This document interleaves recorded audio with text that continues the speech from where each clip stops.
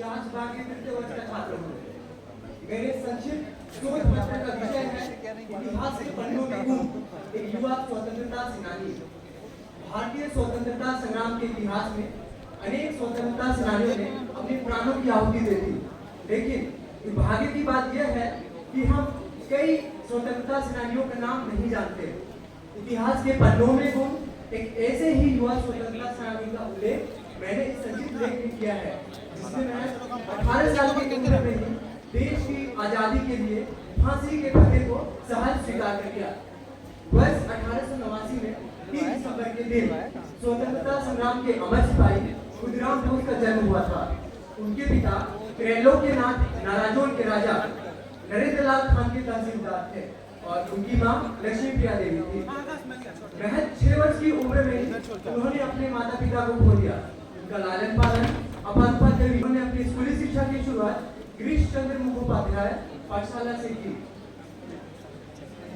उनके स्कूल के दिनों में ही स्वदेशी आंदोलन तथा विदेशी वस्तुओं के बहिष्कार के आंदोलन बंगाल में जारी थे। 1904 ईस्वी में अपारिपा के पति का तबादला मिदनापुर में हुआ, जिसके कारण खुदीराम बोस ने मिदनापुर कॉलेजिएट स्कूल में दाखिला लिया। उन दिनों बंगाल का राजनीतिक वातावरण अशांत था, क्योंकि ब्रिटिश सरकार ने बंगाल को सांप्रदायिक आधारों पर विभाजित करने का फैसला किया। ब्रिटिश सरकार के इस फैसले के विरुद्ध बंगाल की आम जनता ने इसका कड़ा विरोध किया।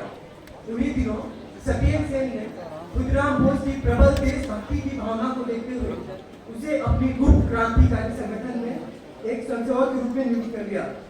खुदीराम बोस की क्रांतिकारी गतिविधियों के कारण उनके जीजाजी अमृतलाल रॉय को बहुत ही कठिनाइयों का सामना करना पड़ रहा था, क्योंकि वे एक सरकारी कर्मचारी थे। अतः राष्ट्र के प्रति पूर्ण समर्पण के कारण खुदीराम बोस ने उनका घर त्यागने में भी हिचक नहीं किया। वर्ष 1906 के फरवरी माह में मिदनापुर में एक कृषि औद्योगिकी मेले का आयोजन किया गया। इस मेले में खुदीराम बोस को सोनार आंगन नामक प्रचार पुस्तिका वितरित करने का जिम्मा सौंपा गया। मेले के प्रवेश द्वार पर एक शिक्षक रामचंद्र सेन ने किशोर खुदीराम के हाथों में ब्रिटिश विरोधी सामग्री लेकर इस बारे में सूचना पुलिस को दी। खुदीराम बोस ने पकड़े जाने पर पुलिस कांस्टेबल के मुंह पर एक घुसा मारा और वहां से फरार हो गया। जब मामला न्यायालय तक गया, लेकिन ब्रिटिश सरकार खुदीराम बोस पर लगाए गए आरोप सिद्ध न कर सकी, जिसके कारण 16 मई 1906 ईस्वी को उसे जेल से रिहा कर दिया गया। इसी कुछ समय पश्चात पुस्तक के अंदर बम रखकर जज किंग्सफोर्ड को मारने की कोशिश की गई, लेकिन यह असफल रहा। इसके बाद संगठन के नेताओं ने खुदीराम बोस और प्रफुल्ल चाकी को जज किंग्सफोर्ड को जान से मारने की जिम्मेदारी दी। 30 अप्रैल को लगभग 8:30 बजे जज किंग्सफोर्ड की कार को रात्रि क्लब से वापस आते हुए देखकर खुदीराम ने उस पर बम से हमला किया, लेकिन गनीमत की बात यह है कि जज किंग्सफोर्ड उन दिनों उस कार में सवार नहीं थे, जिसके कारण उस कार में सवार 2 अंग्रेज महिलाओं की मौके पर मौत हो गई। इसके तुरंत बाद दोनों क्रांतिकारी वहां से फरार हो गए। इसके कुछ समय बाद भी खुदीराम बोस को गिरफ्तार कर लिया जाता है। गिरफ्तारी से बचने के लिए प्रफुल्ल चाकी ने अपने खुद को गोली मारा और आत्महत्या कर ली। 13 जून को करनौक ने अपने फैसले में खुदीराम को मौत की सजा सुनाई। जज करनौक ने उनसे पूछा, क्या आपने फैसला समझ में आ गया है? खुदीराम ने जवाब दिया, हाँ। जज ने उनसे फिर पूछा, क्या अपने बारे में मुझे कुछ कहना है?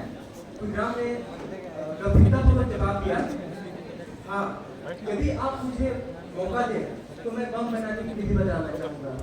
इतना सुनते ही जज ने पुलिस को उसे ले जाने का निर्णय लिया। अंततः 11 अगस्त 1908 के दिन खुदीराम बोस फांसी के फंदे पर वीरगति को प्राप्त हुए। उसकी शहादत के बाद बंगाल के युवा उससे अत्यंत प्रेरित थे। वे एक खास किस्म का कपड़ा पहनने लगे, जिसके किनारों पर खुदीराम बोस लिखा होता था। उसने स्वतंत्रता संग्राम में युवाओं को बढ़ चढ़कर शामिल करने के लिए प्रेरित किया। मैं कहना चाहूँगा कि हमें याद रखना चाहिए कि हमारे देश की परिस्थितियों में आजाद हुआ था। देश को आजादी दिलाने वाले असली नायक कौन थे? अतः इस छोटे संक्षिप्त शोध पत्र के माध्यम से मेरा ये छोटा सा प्रयास था ताकि इतिहास के पन्नों में गुम एक क्रांतिकारी की असली कहानी आपके सामने सामने पेश की जाए और भारतीय स्वतंत्रता संग्राम को प्रेरित करने वाले आदर्शों को अपने दिल में संजो कर रखा जाए। धन्यवाद। जय हिंद।